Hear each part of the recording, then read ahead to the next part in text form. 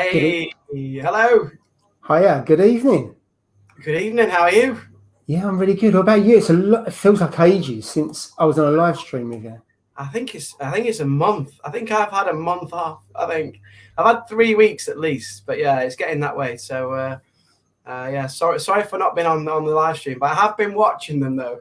So it's like my guilty pleasure when I'm not on them. I do spend time watching them, and I just enjoy it as well. It's nice to be in the audience sometimes. But yeah. Yeah, So where was I? Where was I? I was in Dublin on a. It's kind of a birthday party. I know you said it was a stag do, but yeah. Well, we couldn't remember. We should have been better prepped. I know you was away, but I couldn't remember what you were celebrating. Where's the other one? Oh, I was on. Was it a visit or something? Oh yes, I was at Alton Towers Scarefest. That was a Friday night. Yeah, I remember that. That was with school sixth form. But yeah, sorry, I haven't been around, but I have enjoyed watching your content. Thank you. We haven't been on for a couple of weeks because you wasn't well last week, was you? And I was away for the last couple of weeks. So good evening, all. Welcome. I've changed positions. So I wave my left hand, and it's not there. It feels really weird. Over a year, I've been sitting over there, and I thought I'd come in and have the tank in the background, copying you. But it feels really weird. All this stuff's in a different place and everything else. But I like it. I think people like to see the tank, don't they, when you're on a live stream? There's not a lot to see. It looks like two bits of rock stuck on top of one another, and that's about it. Which is a little bit further than the truth, but it's not. But I mean, I've got corals in it now. So live cycling. I mean, I watched the other one 2 weeks ago, and I think Steve had a sheet over his tank. He didn't want to show it or something. He had like a bed sheet over it. I don't know what he was doing there. Well, it certainly wasn't a water change, was it? Controversial, hot topic of water change. We'll come on to that a little bit. But right, so Steve is joining us later on. He's working late. So I think he's at the Manchester Arena at the stage door as usual. If someone's playing there, he's usually late, isn't he? He's getting autographs and getting banned. Ross is away at the moment, but he is back next week, I think. So that should be good. I'm hoping, fingers crossed, we'll have the four of us on next week. So that'll be really good. So I'm just going to go through, say hello to see who's knocking around. There's a couple of questions in our comments. I'll come back to those. So good. We like questions. The questions. And say hello to people, first of all. So hi, Tony. Hi, Tony. Hi, Hayley. We'll come back to that comment in a moment. But good evening. Hi, Techers. Evening, John. Hi, John. Good to see you, John. Evening, Skids. Oh, I don't know, it just makes me laugh. I think it's our maturity, Paul. We just got our immaturity. Yeah, absolutely. Hi, Andrew. Hi, Andrew. Hi, Hayley. Hi, Hayley. UK M120. Good evening. Hi, Howard. Good evening. Yeah, doing very well. Thank you. Right, let's see. MK Reefer. Good evening to you. Hi, Carl. How are you doing? Well, are you in the cab tonight or are you at home, Carl? Good to see you, mate. Let me find out. Right. I think he's getting his YouTube back up and running as well, hasn't he? I saw a post. Was it on Instagram? Yeah. And Cole, let me know what light you used because it was a big old light, wasn't it? So I think it's one of the small lights with a massive shade around it. So be interested to hear what you're using because I need to get. I think we need to up our game, Paul. I think we need to up our game. I mean, I've got this little ring light here, and I'm looking ill at the moment, but I won't put it on the screen. But I know, nice studio lighting makes a difference. So I've got a ring light as well, and it's a bit rubbish. So I want to get a new light for Christmas. So we'll see. I've got to decide which one. So there we go. Hi, you're back, Shift Reefer. Hope you're well. Hope the tank's okay. Yeah, good to see you. Andy's Reef, good to see you. Julian Stamp, good evening. Reef Boy, I like that. I like that logo. It's nice. It's cool, isn't it? Mac Daz, good evening. Good to see you, mate. Is that a new name? I don't recognise that one. Not sure. It is live for once. It might be the first time commenting. I'm not too sure. If you have commented, apologies. Maybe quite a while. Always comment. Good evening, Annika. Hi, Annika. Good to see you. Cotty's Reef. Good evening. I love it. I love his Watchman Goby there. I assume he's got one of those in his tank. Such a great little fish. Great little fish. I reckon so. It looks like a picture from his tank. Yeah, it looks like it. Hi, Brett. Here we go, Liverpool. Hi, Brett. Nice to meet you. Reefer in. Hi, Reef Boy. I've said hello to already. Yeah. Cole's at home. Wow. Hiya, Bob. Hiya, Bob. Evening to Sky Marine, and we're almost there. Just a couple more. Well, Good evening, Lucid. Good to see you. That's in for a while. Reef Port. Good evening to you. Right, so let's go back up to a couple of. I feel like I'm at school here, Paul. You know, like doing the register in the morning. Yeah, it's become a thing now. Are they all here? Is anybody late, or is anybody in detention? We should have a list, shouldn't we? And say, right, so and so's missing, so and so's missing. If you're here, please put them in the comments. Yeah, and you know what? I think we are the worst offenders. Like me, you, Steve. Well, not so much you. Me, you, Steve. Ross, terrible. He needs to be on report card. Oh, absolutely. Absolutely. Right. So Chris Allen. So Chris isn't with us. He's going to watch it on playback. So had an ICP come back last night with very high aluminium, done a 30% water change. How would you go about removing it? Now, I would use, and I think John put it later on, a polyfilter. I think there's the comment there. So I would use a polyfilter. And in your sump, if you've got a weir actually in the sump where you've got bubble trap, where you've got the sponge, I'd cut it in half, the poly filter, and just spread it the whole way along. And that takes out aluminium. But I think the key is try to understand what's causing it. Because is it a build up because you haven't done water changes, in which case water changes. Because a polyfilter will reduce it and might take it out, but it won't stop it. Unless it's a one-off. I don't know what else I would use. I'd try carbon, but polyfilter is probably the best, I think, for taking it out first time. If anyone else has got some comments other than a polyfilter or carbon or water change, it'd be great to hear. I always keep a spare polyfilter just in case. I think it just kind of stresses the importance of doing ICPs because you know, looking at your tank, you can't see these problems sometimes. Has he had any problems with the aluminium then? Has it caused any problems or any? Yeah, it doesn't. I don't think he says. None of the comments say about that, so hopefully he'll let us know when he's on next or in the comments once you watch it back, Chris. Have you got any problems? Do the corals look okay? Livestock good. But how do you get aluminium in your tank? I don't know. Do you know? Was anybody in the chat now? You do have foods that have metals in them. I suppose it could be a piece of kit that's leaching. Other than that, I don't know. I've never had that problem before, and hear a lot about zinc, but not so much about aluminium. So I don't know. Maybe you could get some kit that breaks down or starts leaching. I'll just go to the bottom of the comments. I've never heard of aluminium in the tank, but yeah, doesn't sound good. Hopefully everything's all right for his livestock. Yeah. That's my alarm. Just turn that off. I'll just take. They say my bloods are high, so I've just taken. Right. Okay. So that's what the bleep is. Hopefully it'll stop soon. Right, so on to Haley. I'll come to the comments a little bit to see if anyone's got any ideas around how aluminium gets into the tank or how you stop it.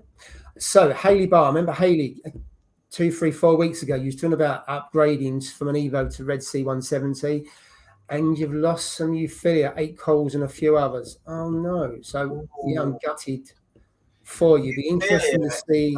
Aren't they as well? Sorry? Euphilia are expensive, aren't they? Usually. I mean, I know you can get the odd cheap torch and stuff like that, but even a cheap torch, what is £20-30? If you've got 8 of them, it's a lot of money. It certainly is. And it's just the fact that you do a tank transfer, don't you? And then you start losing things. I always think that's probably one of the most precarious things to set up a new tank and transfer over. And, do you transfer it all in one? Do you cycle it like you would with a new tank and then transfer it over bit by bit, and you put some hardy corals in there first just to see if they survive? It's a tough one because you see people do both ways.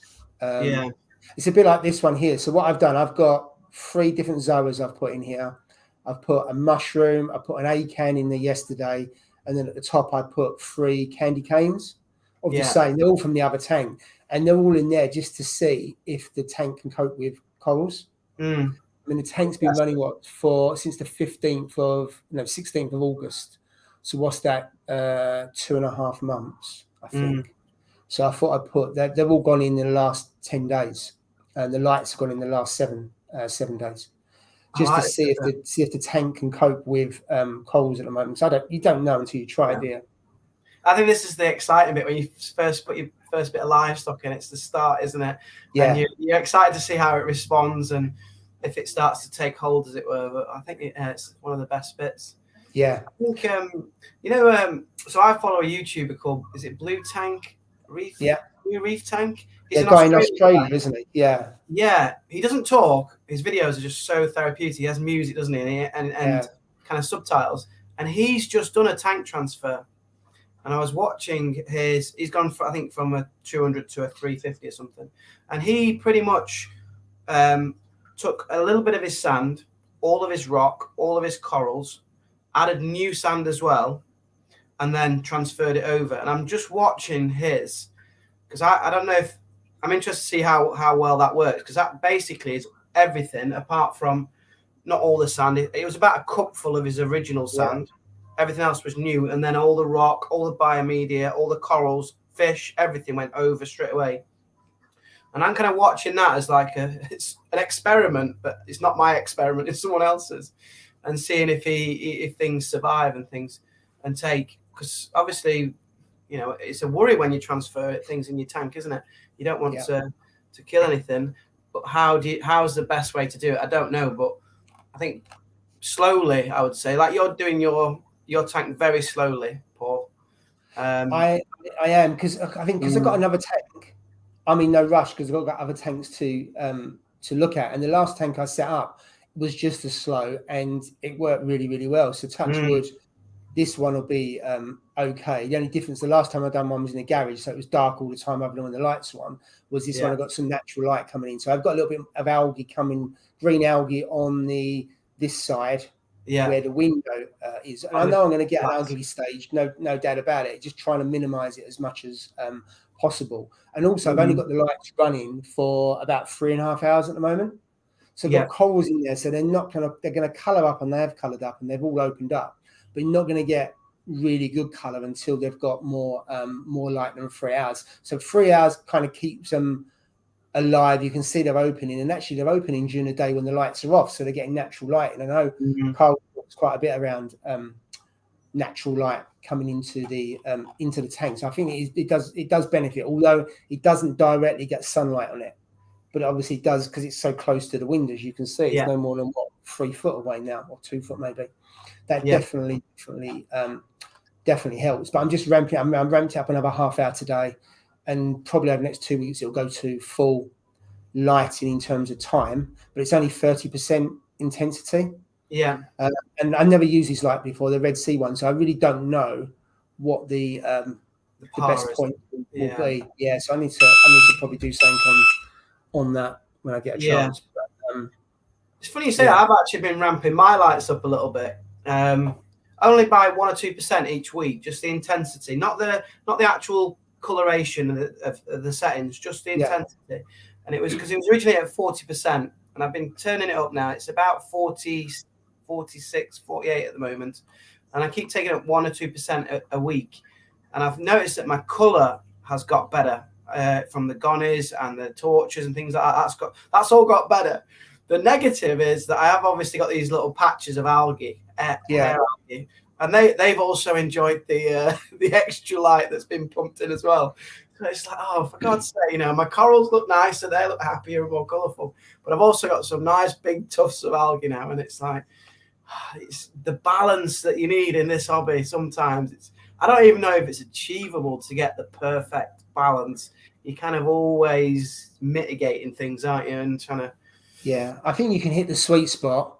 Yeah. But then something will happen, and then it goes off course, and then you've got to either correct it or you just go push through it and stuff like that. So obviously, so what do you do if you've got the intensity card? Do you reduce your nutrients a little bit? But then you can't try and starve it, because if you try and starve it, then it affects your corals. I've got to say, if I get a little bit of algae in the tank and things like that, I tend to not worry about it, because you find that your corals tend to look better most of the time when you've got that. So what do you do? You live with nice corals that look nice and plump and everything else, and a little bit of algae, or you have no algae and they look a bit sad. Well, What yeah, do you do? I I think mean, I go for the.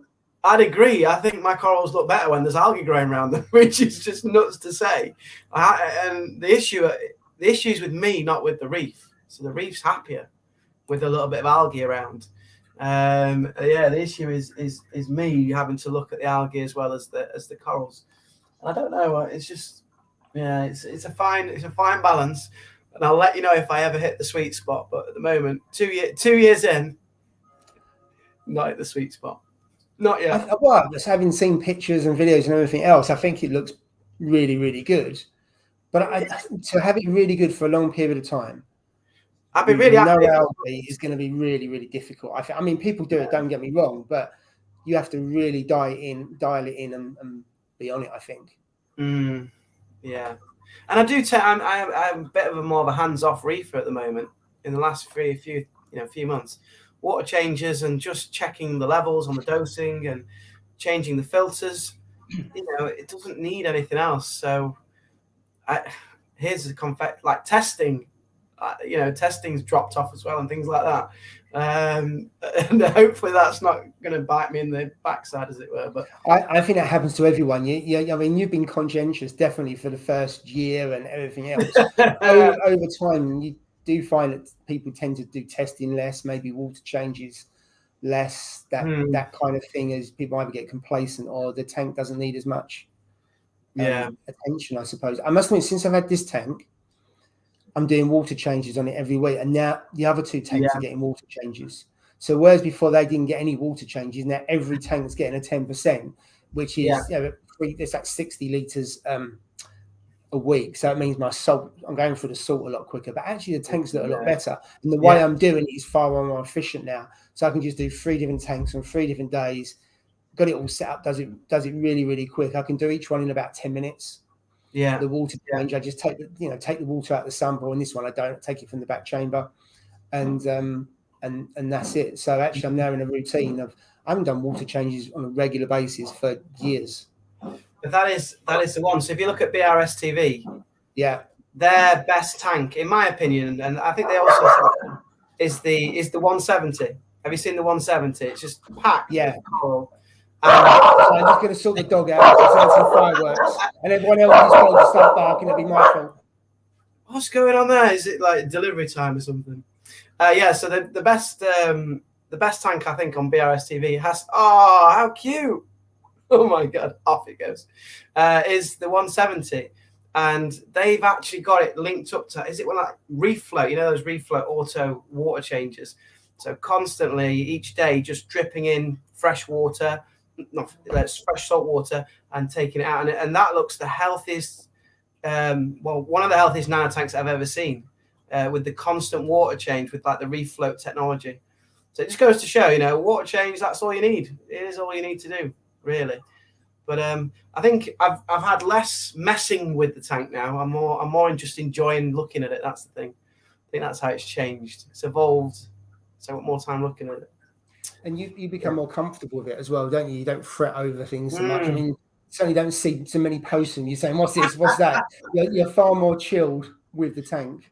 Well, yeah, and I think that's because I have less problems with it, and the problems that I've the problems that I've seen before. You know what I mean? It's nothing new. Whereas when you first start as a beginner, everything's new, and everything that crops up, you're like, "Oh, what's that? What's that?" You know what I mean? But I have had here's some breaking news.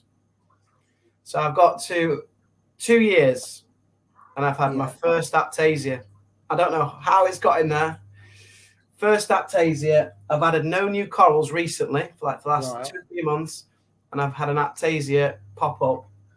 And I don't know how has it been dormant? I don't know. It's just because there's been no new additions, so I don't understand how it's like just all of a sudden appeared. But so it must have been in there, and you haven't noticed, or just been a really slow grower. The problem is, usually if there's one, oh, here we go. don't. Quite often, if there's one, there's spores for others, and you can't see them. But they will appear. Yes. So what I did with it is, you know, that putty, that pink putty Yeah. that I've got, I just covered it with that. Yeah. Because it was I mean, you might be lucky, but yeah. when there's one, there's more. But I know, bearer of bad news, and I hope I'm wrong. So, I mean, you could get a peppermint shrimp. I've already got a blood red shrimp. Do they get along? Mine did. The only thing, right? So the peppermint shrimp is a murderer. The one I've got. What? I caught it. There was not actually caught it and took it out of the tank. I had a snail upside down, and it was trying to dig out the snail. Now I've got 5 snails in here because I bought them before the clownfish. Yeah. And 2 of them look dead.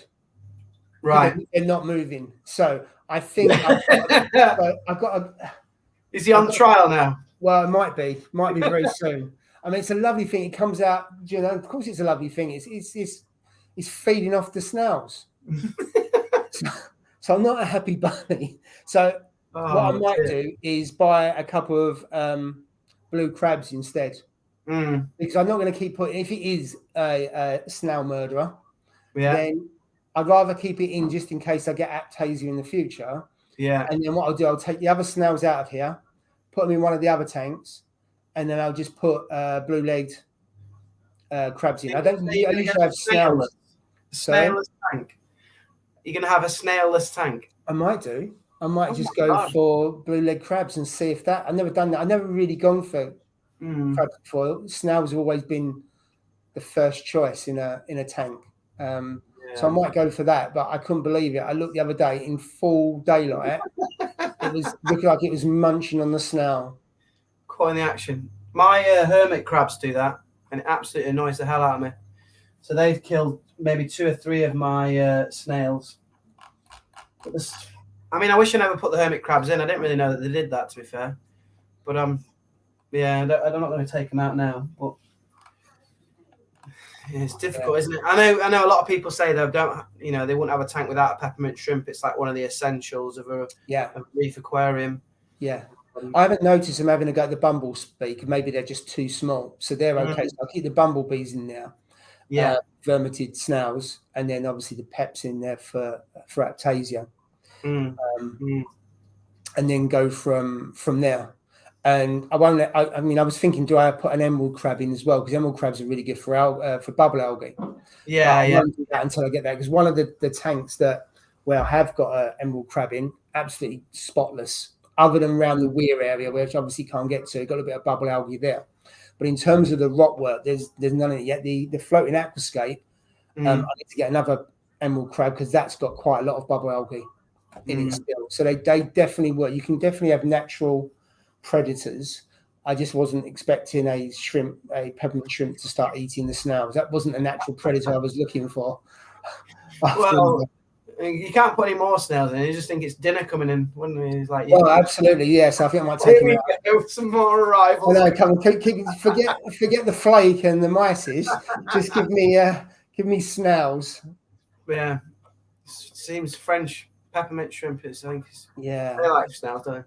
Absolutely. I think another thing in terms of inverts as well, it's so important. I think you talked about it last week or week before. I've also added, which I felt was a bit risky, an urchin. Right. So I know Ross has them, doesn't he? He has a hat on his one, but yeah. Yeah. So it's only a tiny one. It's only a tiny urchin. But you know what? I tell you, I should have put him in ages ago. Really? He's the most productive out of all the cleanup crew, the conch. And I won't be without the conch. The red blood shrimp, he doesn't do anything. He's bone idle. But he looks nice. He's bone idle though. The snails, I don't know. They need a pay cut. They have a good day, then they'll have like a week off. Maybe you're feeding them too well. Possibly, I don't know. Possibly. But that urchin, I put him in or her in, and set to work on the rock work. Absolutely brilliant. And it's not actually decorated itself with anything. It's not. Is that because you got all your frags and everything's glued down? So the problem is, if you don't glue things down, they end up moving things around, don't they? That's usually the issue. I've never had an urchin. Maybe I'll get one when. I haven't really got any algae problems on the rock, but I could get one. But then I don't really tend to. You think I have all chalice on the sand bed and stuff like that, and the last thing I need is a chalice being carted around. Do you know what? It only sticks to the rock work. Like it'll go round the corals, but it's never been on the back wall. It's never been on the glass. Never been on the sand. It's constantly just on the scape, and wherever it's been, oh my god, it's like brand new. It's like absolutely clean of anything. Yeah. I could just do with another one, to be fair, because that one's doing such a good job. Do with 2, I think. But yeah, really great addition. I know I should have done it ages ago. I should have done it about a year ago. Get an urchin, awesome little creature. It's just a couple of comments, just what we've been talking about, and then I'll go back up to other stuff. So my tuxedo is a pain in the backside. Great work about eating my Coraline Zoa stick to it. Yeah. So I suppose they will. Yeah, because it was cleaning up the Coraline algae as well, weren't they? I don't think mine's found the zoas yet. He hasn't been in there long enough. I don't know, but yeah, not found the zoas, but great. Great little what else we got? So this is about Aptasia. So I've got some in my sun, but none in my display, but my copper band would eat them if they appeared. I've got to say, John, I had Aptasia in one of the tanks in the sump because I had the peppermint shrimp in the main display. And I cleared out the sump. I cleaned it totally one evening, dried it all out, left it to the next day, then filled it back up and everything else, and there was none left. So I let it dry out for 24 hours, and then I had the heater and everything else in the display, and that seemed to work. We've just seen that one. I'd love a copper band. I'd love one. Check the rear chambers, Jay. You may have a few Aptasia in there. That's a good point. What now?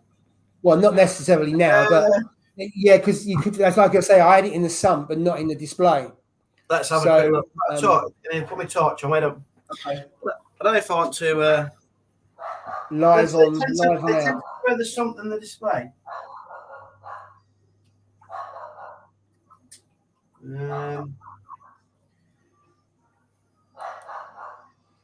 So Reef King, don't get blue crabs. Get too big. We'll kill all your cleanup crew. Then your zoas. Yeah, I don't like to pick on the zoas, that's for sure. So thanks for that, Carl. I can't see any in that bit, but this chamber's so packed in. Yeah, you might have to take some stuff out and have a look, Jay. I don't really want to find them. The problem is, if it's in your rear chamber, that's nice and easy. Just take everything out, just dry it all out, put your heater into your main display, and just let it go dry overnight, and it'll kill them off. So that's I know what you're saying. Yeah. One way of it worked for me. So that way you haven't got to weigh pepper. The thing is, you can't really put. Well, you could do, but I won't put a peppermint shrimp in your back chamber. I don't think it's the last 2 minutes. With everything just whizzing around from your filter socks and everything. Yeah, it's jam packed in the back of there, isn't it? There isn't much room around the equipment. Yeah.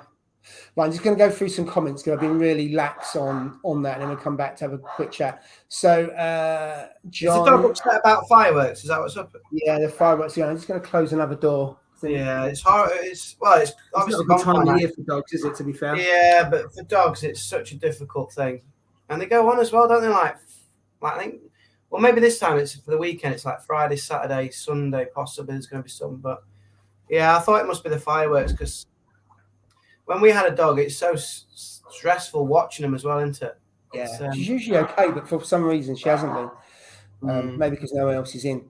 So John, dosing no-pox as well as due to algae problem. Yeah, I dosed no-pox for 6 years on the other tank. Works really well, John. I think you need to have. I don't know what your parameters are, but you need to have a decent level of nitrates and phosphates for it to work. And also you need to have a really good skimmer and skim wet. You probably know this anyway, John. But if you get it dialed in your skimmer, it can work really well. I use that and the skimmer was the only filtration I had in the 450 tank. It worked really, really well. Right, let's go down. What's your nitrates at, John? I'm interested. Yeah. What's this one? I'm getting a mandarin this weekend. Any tips? So yeah, I've had mandarins before. What I would say is try and get one that's feeding on frozen already, because it really helps. Because otherwise you'll go through loads of pods, I don't know how old your tank is. It's good the older it is, because hopefully it's got loads of critters and pods and everything which you can just pick on all day. But definitely, I would say if you can get one that does frozen, that is a real bonus. So I personally wouldn't buy one if it wasn't feeding on frozen, just because I know it's far more easier to then feed. Well, as you know, I got mine from Ness's Layer, didn't I? And sadly, that LFS is shut now. But they got mine feeding on frozen. It was nice and plump and nice and fat and healthy. And then it's such a great fish. But like you say, Paul, they say is it a year or something roughly? Make sure your tank's matured a little bit, so it's got some small microfauna for it to pick at all day long. But there's nothing. I don't think there's a better fish to watch, in terms of its movement on the sand. They're ace little creatures. Yeah. Hey, Stevie boy, how are you? Evening, chaps. How's it going? Yeah, really good. So you're on quicker than I thought you were. So there was no one decent on at the Manchester Arena then for you? No one there. No. I think it's like something like dancing on ice. I'm not interested in that. I'm surprised, Steve. I'm surprised. No. It's all good. It's all good, mate. We made it back. There wasn't well, actually, I was in Ashton, so it's different. You know what I mean? So I was staying away from Manchester. It's not too bad. Okay, we're just talking about. Yeah, but it's just talking about mandarins. Someone's got any tips? Have you got a mandarin state? Yeah, I have, mate. I've had mine. God, what 3.5 years, mine. Yeah, she's doing well. You just need to make sure that you've. I mean, for me, I think that you should put a mandarin in a mature tank. To be fair, or a mature-ish tank. So you've got the microfauna, all the copepods and stuff like that. Because I mean, I know a lot of people say that you can feed them, mysis and stuff like that, and some of them just literally do not take to mysis and take to frozen foods and stuff. Some of them just like mine won't eat any of that.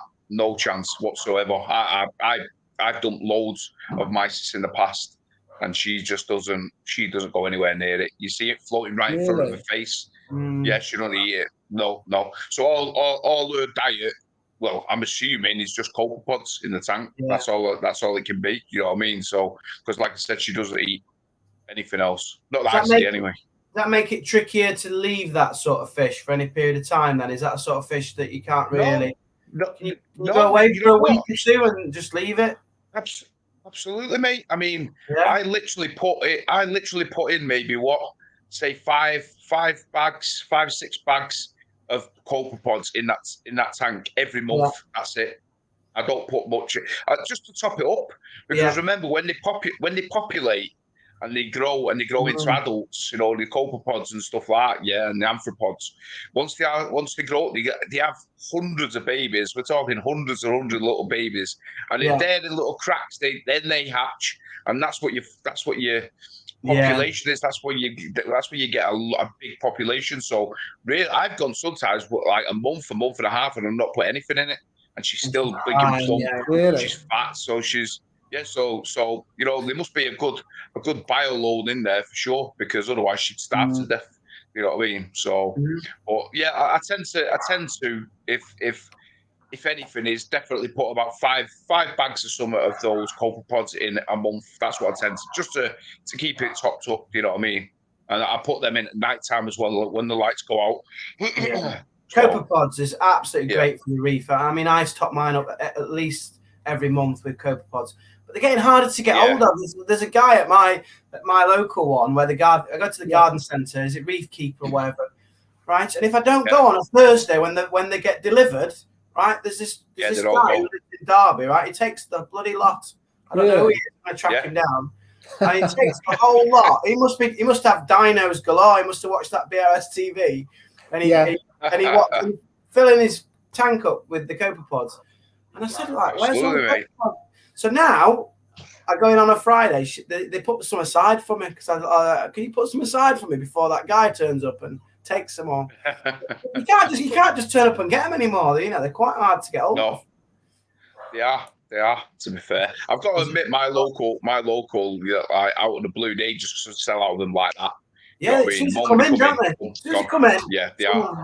Yeah. I imagine since BRS have been talking about, I mean, they talked about it again in the latest video. People think, well, I've those. So people may have got some and topped them up every so often. Now people are getting them more and more often to do that. The only thing is you can obviously culture them. It's not just the copepods though, like rotifers and stuff like that. You know, you put rotifers in your tank and all that.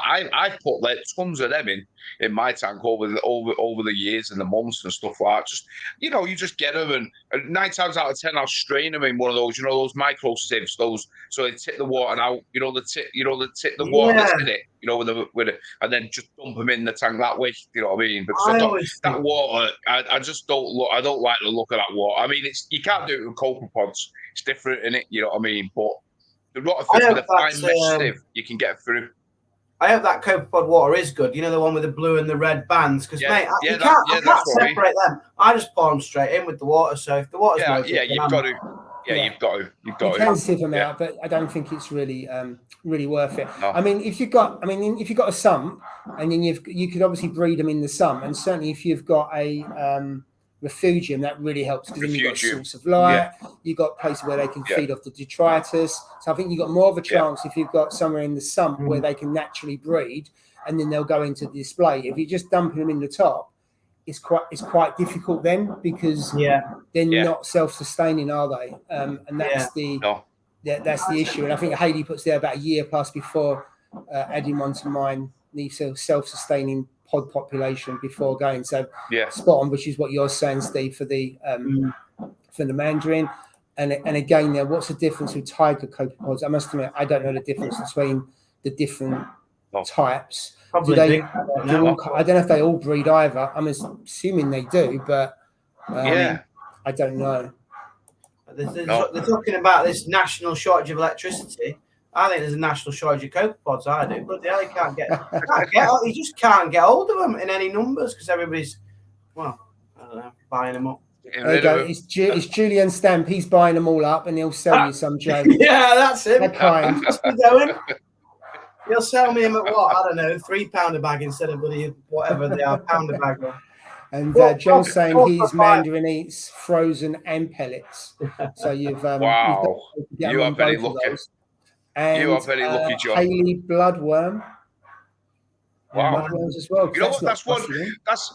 That's one thing really, that I've never ever dosed my tank or put my tank in my tank is bloodworms. I've never ever done that.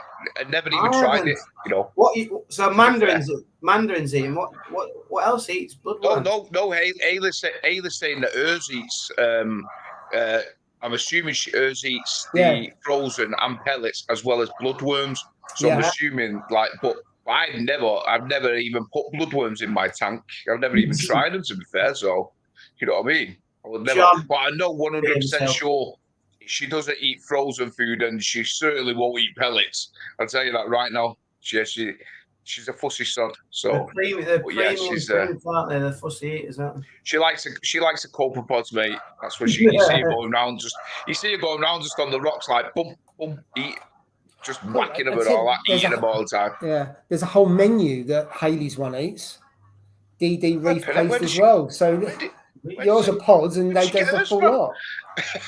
God knows. It's well trained, that one. You know what? I think mine's a wag then, innit? Mine's a wag. He likes the posh stuff. He doesn't like all this stuff.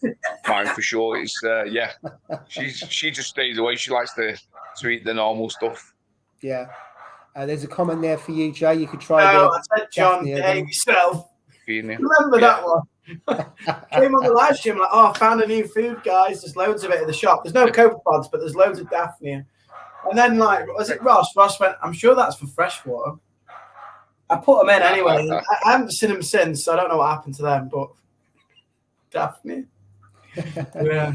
So that one, would pods become self-sufficient for a mandarin in a year in a 100-litre tank, back sump, so no refugium?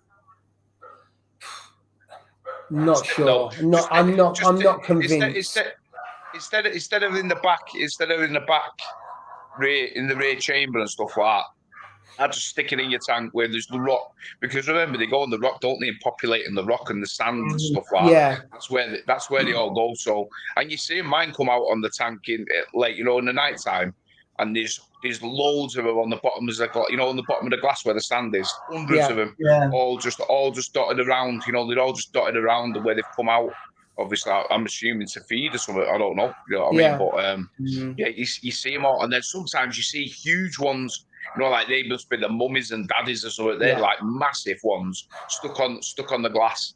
You know what I mean? And but definitely just stick them in your main your tank.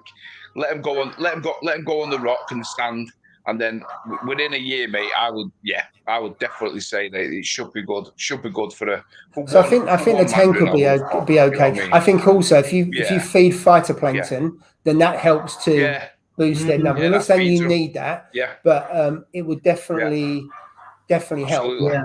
I mean, certainly if you've got a refugium or something like that, that definitely benefits them.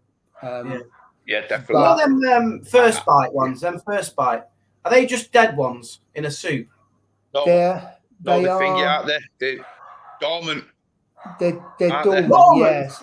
They never move when I put them in. No, they're dormant. I think they're dormant, aren't they? But you had your pack for a year. Well, no, I've just finished that pack off today. I put the last ones in today. I checked the date because they last about 2 years. They must last. Really? How are they not dead then? Yeah. So I've used them and the fish have them. I didn't when I did have a mandarin. I had one for about 3.5 years. I didn't use it to feed. But they are supposed to be dormant or suspended or in suspension or something. But I just can't see, because they don't start moving when you put them in. But I'm sure that's what it says on the pack. Yeah. I can't remember the exact detail. But, I mean, it's good in as much as you keep it in the fridge, you feed the tank. And they're really good, stuff like that. Whether they're as good as the live ones, probably not. But because I'm going to get another pack of them because I do actually quite like them, but I just thought there were dead versions of them. I don't know. Yeah, I've used this mate before, Reef Phyto. So they're not the cheapest, but you buy it in quite big packs. You can keep it in the fridge for, I think it's 2 or 3 weeks, and they're pretty good. I don't know how they compare because you usually get the little tubes, don't you? The little things that are kind of that length, and you buy them, as you say, from the LFS. I don't know how they compare a pack of that compared to what you get from the LFS, but I suppose at least you can order it in the post. Live copepods, 100 mil. Yeah. So you buy it online? I've not even seen this company. Nice. Let's order some. I'm going to order some now. I'm going to go back up to the top in a minute, but Mac Daz lost 3 fish due to the inkbird fault tonight, waiting to see about the corals. So what's happened then, Mac? Because has the temperature of the tank gone down, or has it contaminated the tank because it's exploded? So the inkbird, that's that one that Ross has, isn't it? The thermometer. It's the controller, isn't it? It's the controller, isn't it? Rather than, I don't know if they do the actual heat pump as well. I'm not too sure. So interesting to see what's happened. But sorry to hear that. Hot shot.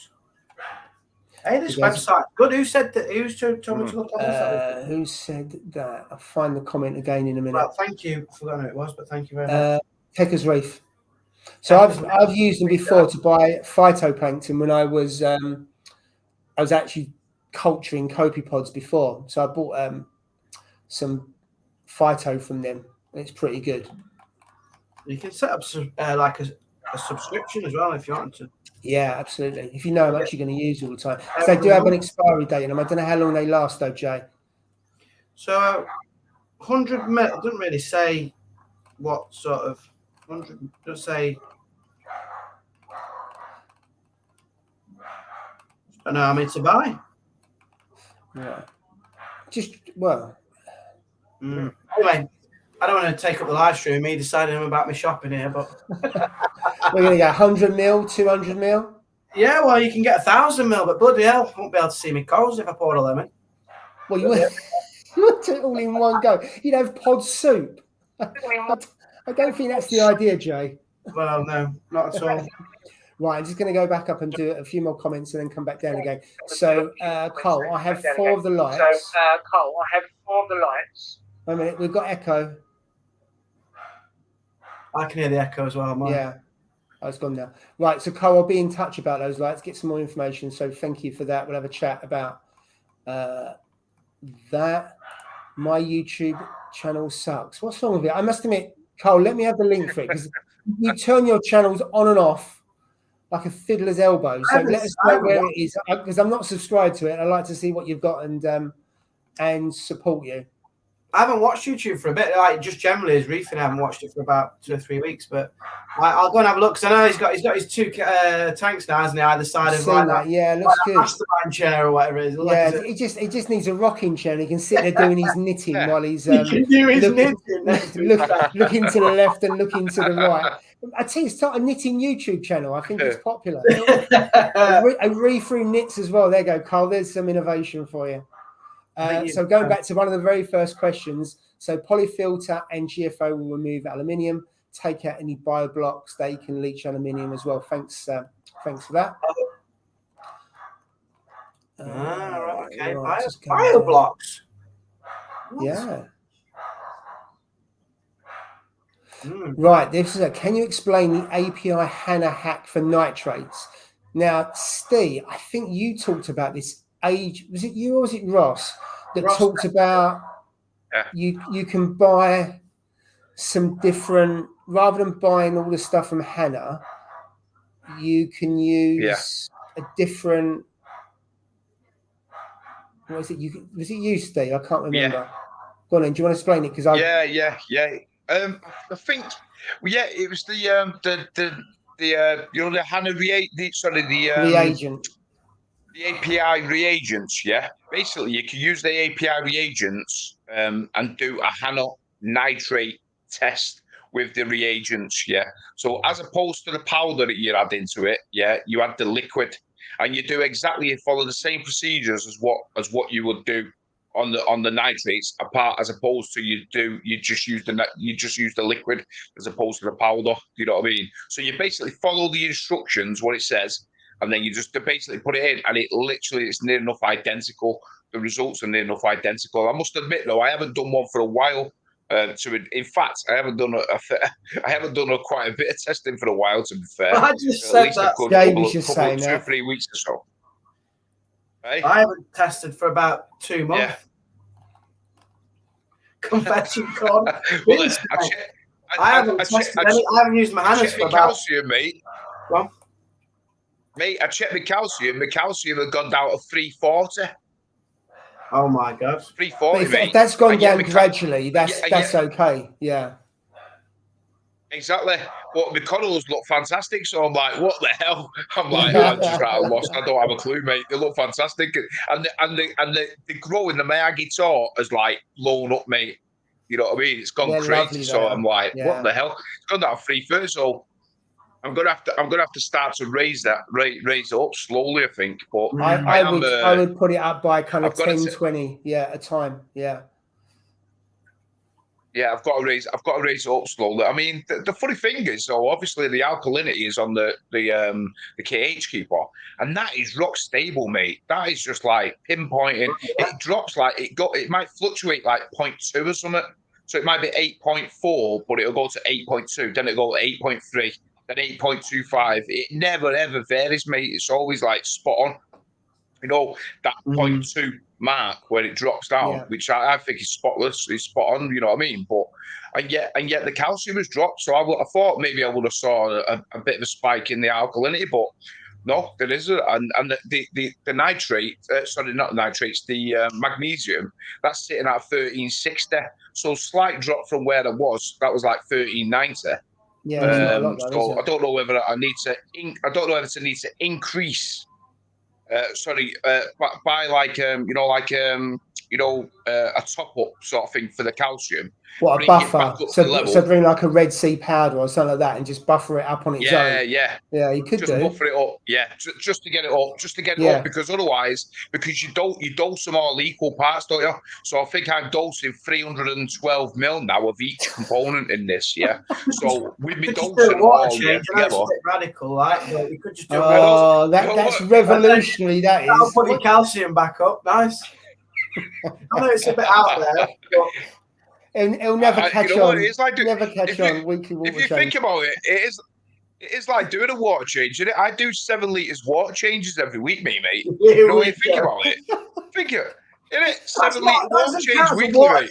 Doesn't count as a water change. I'm dosing close to a litre of water in my tank every day, mate. That's just with the reagents. You know what I mean? That's without evaporation. So I think I'm getting a water changes. Jay, I tell you what, water change of 10% a week will never catch on. It won't never catch on. It is so last century. Yeah. Who wants to do water changes? Come on now. Let's not talk like that. Right, I'm going to move on to other comments if that's all right. Right, so yeah, Moggs is here. Ross will hopefully be joining us next week, so that'll be brilliant. Yeah, next week he's joining. Yeah. So this was going back to the faulty Inkbird controller nightmare alarm stand. Anyone had any issues with them? I haven't had any issues with them. I don't think Ross has either, from what I've heard.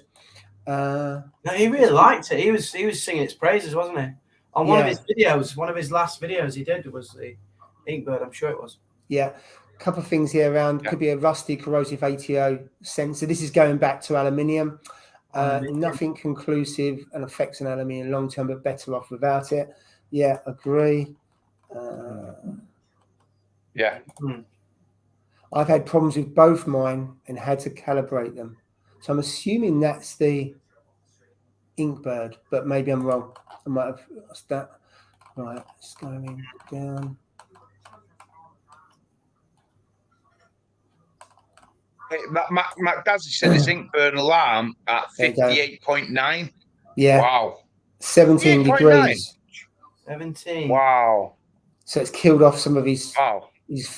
Fish. Depends what corals you got, because a lot of corals at 17 degrees. A lot of softies would be okay. Mushrooms definitely would be okay.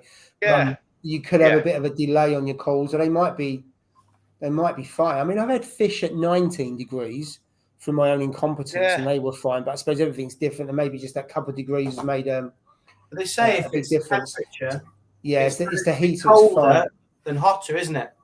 Like for corals, they cope better if it actually drops lower than getting obviously hotter. You know, because some of these corals are in transport. They're transported a number of days, aren't they, until they get acclimated again, and so it might be fine with that. I mean, I know 17's low, but don't worry about it. I reckon it'll be fine. Should be fine. That, to be fair. How's the heater fine though when it drops to 17? Is it just the sensor then? No, so I think the heater's okay, but it must be the controls up. So going back about 4 years ago, a guy who I knew was away on holiday, and he had a camera, and he thought something was up with the tank. So he phoned me, and I went round there. It's about 11:30 in the evening, and the temperature controller had broke, but his heater was okay. So all I did was swap the temperature controller. I had a spare one, took it round there, and it worked fine. So it was actually the controller that had went, and the heater was fine. If you need a heater, Mac, Steve's he'll be getting a new one because he gets a new heater every year. He's got about 6 in stock. So if you need he's got more. He's got the graveyard of heaters. Hit him up with a heater. I've got about 7 in there. Seven. So we're good to go, mate. We're good to go.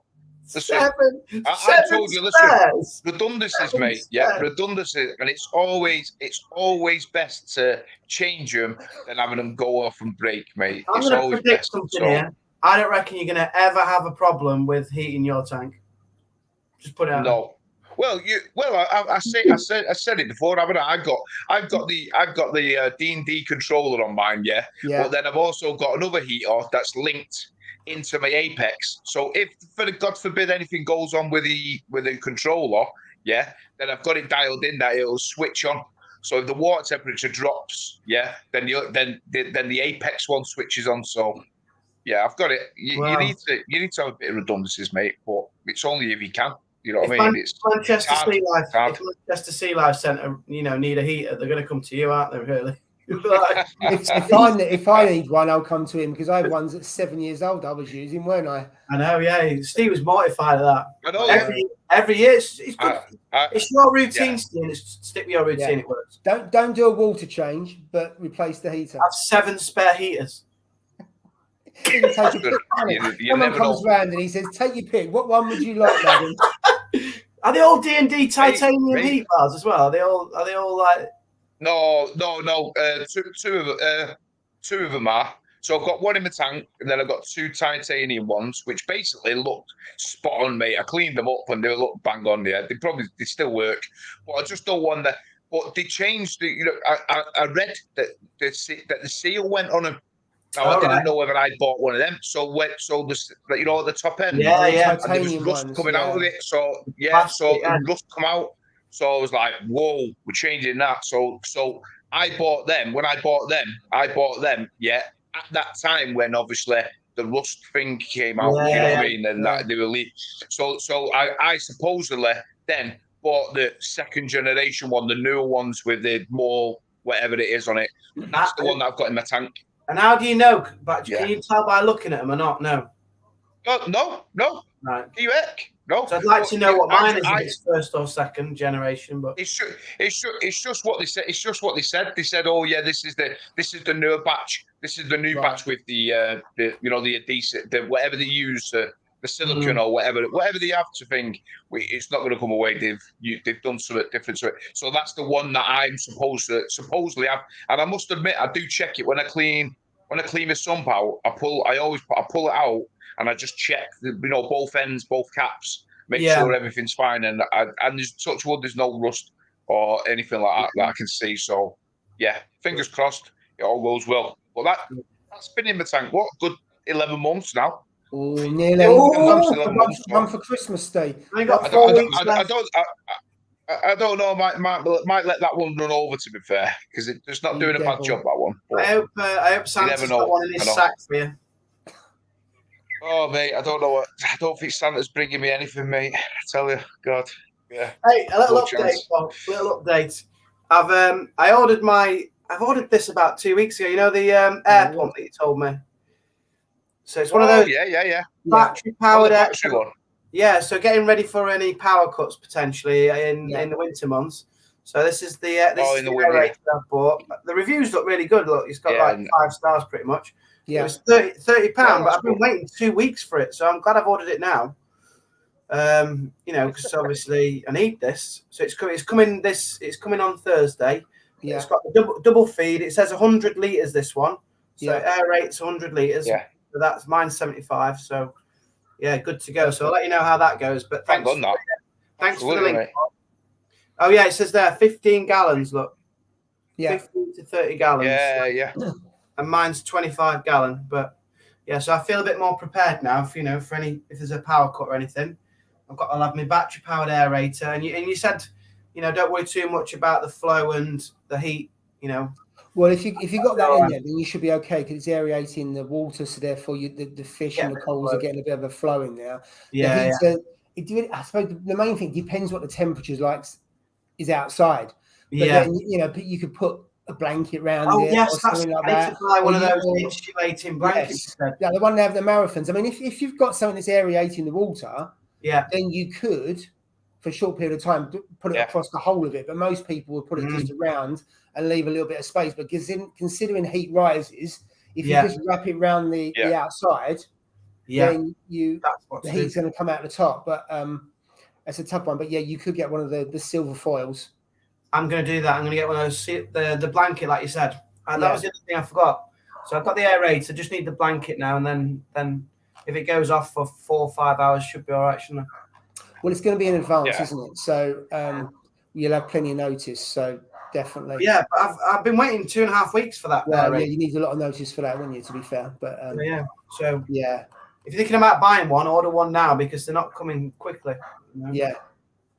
Yeah, I mean, I don't know if it's scaremongering or not. I mean, I know they have to prepare, and you never know, do you, what's going to happen? I don't think it'll happen. But if it does, then you're safe, aren't you? Well, a bit safer.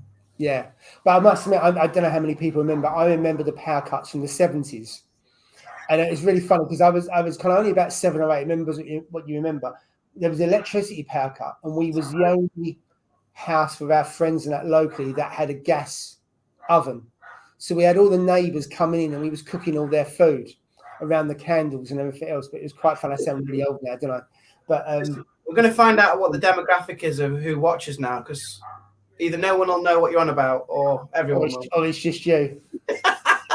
And I don't know. I wasn't in the 70s. No, just you don't. That's what I'm saying. Oh, right. Okay. Yeah. I don't know about 70s. Yeah. Right. Let's I've lost the track now as well. What? Get me off the big screen. I Oh, can't yeah, see you sorry. guys. Yeah. Oh, that's better. Right. Yeah, that's better. Right. So I'm just going down to see some more comments. If I haven't said any of your comments, apologies. I'm up to about 8:45. So anything you said before that, then sorry, post them again and have a look at it.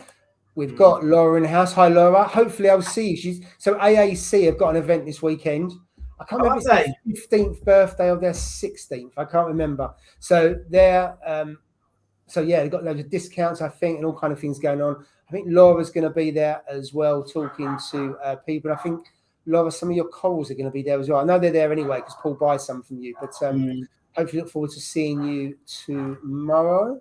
So jealous. It's such a good shop, that is. Such a good shop. I know. I'll be back next year. I will be back when you put the Love to Reef on again. Wow. Yeah. Yeah. So I will be there tomorrow morning. I think I'm going. Isn't the Kraken one? Is that this weekend as well, or is that next weekend? There is another Kraken one as well. I don't know. Or was that last weekend? Did it? Or was it? I'm not sure. I think it's November. I think it's. Is it the 6th? Is it the 16th? I don't it know. might be 16th. You know, actually. Because I was wondering if you were going. If you were going. You know what? To be truthful with you, yeah, I've just been that busy, with work coming up and Christmas and stuff like that, and things. And honestly, God, I mean, I've even neglected my tank. To be fair, I mean, this side of the tank here is like covered in very film, a slight film of algae and all that. It's just I've seriously I've been on semi-late shifts and where you start at 11, don't finish till 9 and stuff like that. And it's by the time you get home, you just don't want to do anything, do you? Do you know what I mean? It's an awful shift. Yeah. So I've not really done much, to be fair. But so I've just been working a lot of weekends. You know what I mean? But I mean, I'm working this weekend. But if it's next weekend, I'm off. So if it's next weekend, then I'll probably call up, for an hour or two or something. Not right. It's just around the corner from you, isn't it? That's the thing, isn't it? Yeah.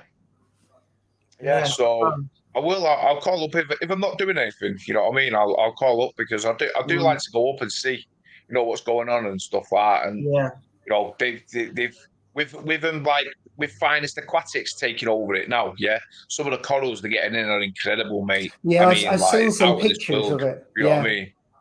Out of this world, seriously. I'm like, wow. They won Coral Retailer of the Year, didn't they? Did you see that in that Fish Keeper magazine? They won Coral Keeper of the Year. I don't know how they judged that, and I don't know if it's based on people looking or if it's voting or whatever. I don't really get it, but no, I don't myself. To be truthful, I mean, it's a hard thing to say, that, isn't it? It's a tough one because there is quite a few good ones out there, isn't there? That's for sure. You know what I mean? I would like to be a judge. I would like to be a judge anyway. But I don't know how it works, mate. I think it's a part. So I used to subscribe to that magazine years ago, and it always used to be based on a number of votes. The public would vote for the best online retailer because I think Charterhouse got it, and the others did. But I think it's based. They have the categories, and then you as a consumer vote for it, and it's based on vote. I think, unless it's changed, that's how it used to be. But we're going about 7 or 8 years ago since I subscribed to that magazine. It used to be really good, but then it was so little in marine and fresh water that I just didn't bother in the end. Also, it's the 6th. It is. I thought it was 6th of November. So it's this weekend as well. This Sunday. This Sunday at 12 noon till 6. You know what? Actually, I think I'm on an early on Sunday, so you know what? I think I might pop up. I think I finish about 3 o'clock, so I might. But it only takes from my work. It'll literally take me about 40 minutes. That's all right. So get there for the last hour or I might call up. Get there for the last hour, maybe. You know what I mean, and see what's happening. So raffles, refreshments, and discounts. It says so. There you go. Yeah, we'll see what's happening. Yeah, I'm wondering if they'll buy any coral off me, let alone bloody sell it to me. You know what I mean? I'm in the process of shifting like my next video, people won't recognize the sandbed because I've started to shift things along and move things along now. You know what I mean? So, yeah, I just needed What, to selling it. Now I'm in a dilemma in a sense that obviously with that anemone, it's absolutely massive now. So I know I keep saying I've just not found the right rock, the right rock to cover it. Basically that's what I need to do. Over the archway. I was thinking of getting an arch, another arch where my euphyllias are now. What, you're gonna kill it, and then building and then building more SPS on there. Like getting some SPS and building it up. You know what I mean? But what I'm thinking of doing is moving the euphyllias and putting them on the ground, on the floor, on larger tiles, on the larger tiles, and moving them onto the sandbed. But I don't know whether that's going to be a good idea because of like the clownfish, when they're ready to host, to breed and stuff like that, they go down and they flick the sand everywhere. So I don't want the euphyllias to be irritated, by the sand. So yeah, I don't know what I'm going to do, to be fair, but need to get rid of that one big, the clamp, the huge clamp that's at the front. Some guy's supposed to be wanting it. I mean, you try and find a clamp the size of that now for sale. You can't get one, mate. You try and find one the size of that, 5-6 inches. You've got no chance, mate. You're not finding one. I'm telling you, because I checked it all out and I told him the price and he was like, "How much did you say?" So I told him and he was like, "Flipping it, you pay that for like a 2-inch one." And I was like, "Well, you're getting a bargain tonight. I just need it out the tank." You know what I mean? So it's supposed to be coming, but we'll see because people do let you down, don't they? So it is what it is. But like I said, if I can help people with, and like I said, I've got loads of the corals that I thrown at the back in the graveyard. They're all still there. So and they're growing well. As you say, to help out and everything. If you want somewhere for that rainbow chalice, and you're getting rid of that. Mate, you're so kind, Joe. So kind. Help out, you know what? I'll have a deal, mate, with you on that one. How's yours coming along? I tell you what, mate, mine's absolutely stunning. The colours on it, mate. Wow. I don't know if it's those lights, but there's doing something to it. I've got it's loads of different colours on it now, coming onto it now. It's weird, mate. Growing. It's morphing into another colour. Slowly, but super colourful, but very slowly. It's never as bad as a weed. I'm even getting like pinks. Pinks, when I put the finger lenses on, it's like little pinks coming through. And I'm like, what the hell? This is crazy, mate. I don't know whether the light's done something to it. I don't know, mate. But my missus even said, she went, "God, that looks like it's got pink on it." And I'm like, "You're right, eh? Bloody does." It's just like, it's spreading on the other rock. So you don't get out with a torch. I know torches are more, more movement and stuff like that. But a rainbow challenge, you just don't know over months what colours you're going to get, what shape you're going to get, and how it morphs. That's what I love about those corals. I don't honestly think, even when it completely covers all that, I don't even think, I think I'd be too, not scared, but I think I'd be too selfish to even cut it up and sell any of it. I don't think I would. I think I'd just let it grow into a big rock. That's what I want to do. You know what I mean? I just think, I think cutting it down will just be a travesty to it. Do you know what I mean? In my opinion, you know what I mean? But I don't know. We'll see.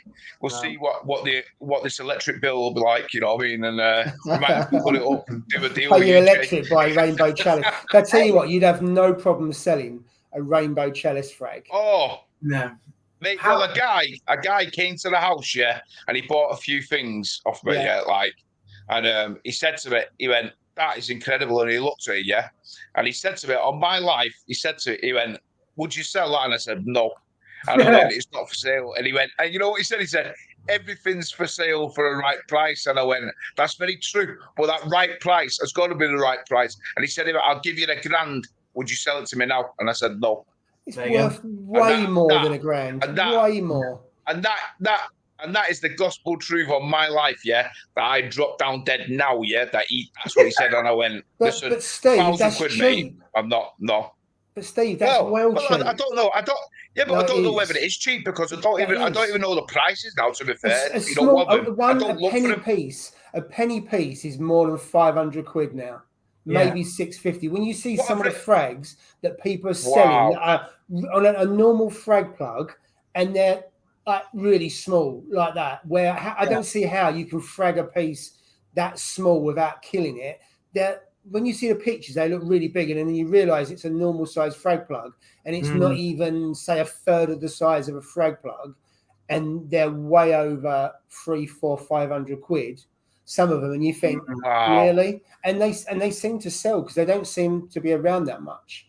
But because there's so few of them around, they're probably, I wouldn't say they're the rarest coral, but if you think how long they've been around, most corals have more supply, don't they? But rainbow chalices, they take forever to grow. They take forever to grow. Oh, well, when did we get ours, Jay? Really? I've had mine a year and a half. It must have been, and they were tiny. They were tiny, but not. It reminded me of that everlasting gobstopper out of Charlie and the Chocolate Factory, didn't it? You know, it's that tiny, and like you said, now it's completely covered that bit tile that it was on, and it's actually covered like maybe a third of the 4 tiles of the 4, you know, because I split 4 together, didn't I?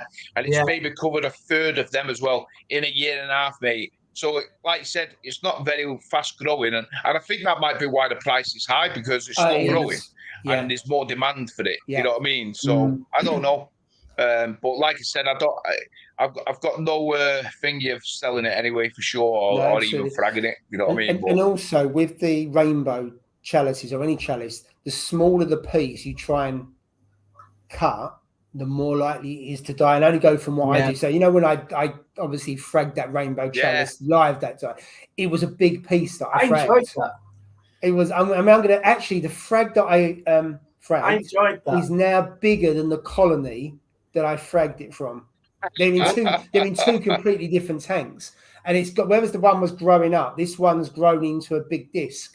So I'm probably going to frag it. I'm going to maybe put it into 4 pieces, sell 3 of the pieces, and then frag that piece back out again. I've still got it's not the colony, it's the smaller colony in the other tank, and I'll keep that. And I could frag that easily as well. But I think I might just frag that. You know what? I just see down at the bottom, sort of 50 pence piece size for 800 quid. Holy moly! That's what I'm saying. The thing is, though, it's the only insane, mate. You know what I noticed about the chalice, the rainbow chalice? It's the only coral that's actually so bright and colourful without the blues. Yeah. You don't need blues on. You can just have normal daylight, and you see the colour. Yeah. Each colour is clear, and it's still really bright. None of the other corals look like that without the blues. No, totally agree with you. Totally agree with you. It is, and I'm not being funny. It's like I totally agree. I mean, as you know, I like to run blues in my tank anyway. But I mean, you know, like when you put the orange lens on, it pops every coral, doesn't it? Yeah. But with the rainbow chalice, you don't even need the orange lens on it. You can just look at it, and it looks like it's popping straight away. You know what I mean? That's how weird it is, and it's like. You know what I mean? Yeah, if you put an orange lens on it, I think it actually takes the colour away from it because it makes it too orange. Whereas without it, you get a truer and a better colour, which is unusual for those. But absolutely, as you know, I love chalices anyway. But rainbow just superb. Yeah, they really are. Yeah. I mean, if I could, I do want a piece of like you know the what's it called? The finger chalice. What's it called? I've forgotten the name of it now. Jelly bean? No, jelly. No. The so give us a clue. Is it? Sounds like a film. Sounds like chalice. Raja Rampage. The Raja Rampage one. That's not. Is that a chalice? Yeah, I'll frag you a bit. I got a colony. You haven't got a colony, have you? I thought you sold it. Yeah, no. I sold. No, I had 2 colonies. It grew, and I chopped it in half because I was closing this tank down. I chopped it in half, sold a bit, and I've got a bit that's about. Well, you got rid of it all. No, I've got about 3-4 inches in diameter. Yeah, wow. And it must have at least 30 to 50 eyes on it. Joking, yeah, that's what I want. I wanted a piece of that. Remember, I wanted a piece, and the guy who was going to get it off, mate, he let me down, didn't he? Remember? Oh right, yeah, I remember that one. Yeah. Right, so what I'll do, I'll get the scissors out because you cut. Cause it's quite crusty in the end. Excuse me. I'll get the scissors. I'll slice a couple of eyes for you. Let it rest for probably maybe a month, 6 weeks. So it's nice. It's healed nicely. Nice. And then I'll send you a piece, sort of piece. Wow. Nice. I reckon the chat's going to be inundated here. This is free Raja Rampage. No, I didn't say it was free. Yeah. So it's Raja Rampage. Yeah, Raja Rampage. Yeah. It is a nice coral. It is a really nice coral. I just think that Raja Rampage is beautiful, mate. When you see some of them and they're in big colonies, I think they're spot on, mate. I love them. I really do like them, to be fair. I find they're lower light, I do definitely they get the yellow eyes with the black rings around them, and then the green then pops off of the off the black with the yellow eyes. Yeah, I'll sort you out a couple of eyes on it. Yeah, nice one, mate. Definitely. Right, I've got a really nice one, but it's got hair algae around the edge of it. It looks really great. Hey Paul, you know your smart plug? Are you using the smart plug yet? How much the electricity? Yeah, how much is it costing you? Do you know what? I switched it on a couple of weeks ago. I haven't looked at it. So for next week, I'll have a look around how many watts I'm using per week. Yeah. So that's on that one. So at the moment, I'm only running a skimmer at night because it's bloody noisy. The lights are only on for, what did I say, 3 or 4 hours. So it's not really a true reflection of the tank. So I'll have a look and I'll probably track it and week on week. I don't think I'll be using the skimmer 24/7 on. I don't think I need to either. I've only got 2 clowns. But once the lights run, I'll then get a fair reading of how many watts it's using a day. Yeah, I'll be interested. I've forgotten about that. Right, there was a comment in here around going back to. Oh, there we go. So the best way to use a heater controller is let your heater thermostat control the water temp, and then use the controller as a fail-safe. Now, that's okay if you've got a glass heater because they have the temperature controllers on top, don't they? Yeah, if you've got the ones you're talking about, they don't have a controller on them, do they? No. They're just the just a heater. You need the controller. The titanium ones, if you plug the titanium one in, it'll just heat up to forever and ever. You know what I mean? If you just plug it in a normal... Yeah, it would, If you plugged it into a normal socket, it would just heat up to it for whatever, wouldn't it? Yeah, whatever it was set to. It would just run at 100, whatever it is. Whatever. If you got 200 watts, 100 degrees or whatever, wouldn't it? It would just run at 200 watts. I don't think it's got a fail safe within it. Whether it reaches a certain temperature and then it cuts off, I don't know. Or whether it would just go up and up until it's throwing out, 200 watts, 100 watts. Stupid heat. Yeah, so I don't know. I suspect it would. Because I use a titanium one to heat the salt water, and if I forget and go out there, the water's really warm. Yeah. I tend not to use one of those. I use a glass one to heat up. If I'm kind of mixing some water down the shed, then I do that. Okay, let's move on. So Techers Reef, can I have your light schedule? Yeah, of course I can. I'll message you on Instagram with it. There we go. Let's see. Another request for Laura on the live stream. So I'll be in touch, Laura. Might see you tomorrow.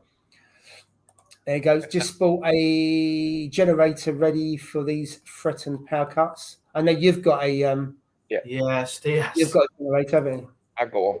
His neighbours will know about it when it happens. And listen, when that power goes out, mate, that'll be going on full blast. Don't you worry about it. You'll be keeping the neighbours up, wouldn't you? Hey, they can gladly come and knock on my door. Don't you worry about that, mate. The power cut's not late. Otherwise, you're going to keep the street away. So we're going back to the 70s again. So Reef King is calling me an old fart. He was born in 1974, so clearly he couldn't remember it. In the 70s, it was longer than 3 hours. And also, I mean, I was young, so I can't remember. I don't know if there was any notice or whether they just cut the power. But yeah, I remember it was over. I think it was overnight. But yeah. All right, so here we go. Hey Jay, that's what I wanted to. That's what I wanted to ask. Did you, when the lights went, back? Sorry, the hours went back. Yeah. Hey. Did your I know what you're saying. Did your things automatically go off? Because you know what, mine went off. Yeah, and at like 7 o'clock, they went completely off, and I'm like, what the hell's gone on there? Like, my lights. What, the Mobius? And then I realised the Mobius, and then I realised that they did. It's not obviously. It mustn't be linked to like our time, so I had to go in and then automatically set it. Yeah, via the Mobius app to the new time. To the new time really? what it was. Oh, have you done that? I haven't done that. The missus said, yeah. I had to set it because it was going off at 7 o'clock. Yeah. Sorry, 7:30. And I was like, why has it gone off like that? And I thought, there's something wrong with the lights now. They're knackered. Anyway, when I checked it, it looked and it was saying that it was the time. It was an hour behind. So I was like, holy moly. So mine, obviously, when we put the clocks back, mine is still on the old schedule. So I'm like, well, what do I do here? Do I keep it the same? Because obviously the corals are like they're programmed for that particular time, aren't they? Yeah. They're used to that rhythm. So do I change it or not? But yeah, I noticed that because I thought with my phone updating the time, I thought that would update the app and then they would on. No, mine's on the old time still.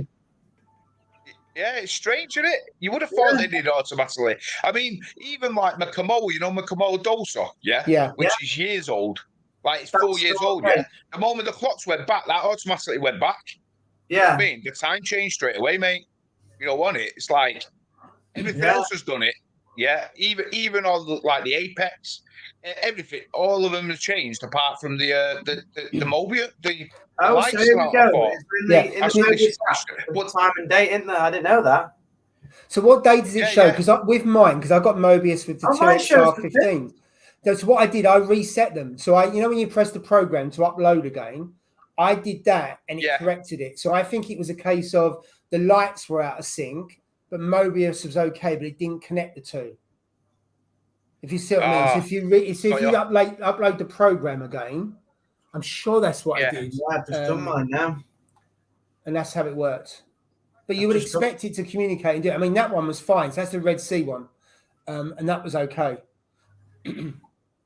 Yeah. I didn't realise, Steve, but I knew when you were getting it there because I was like, what the hell's going on with my lights? They haven't changed with the time.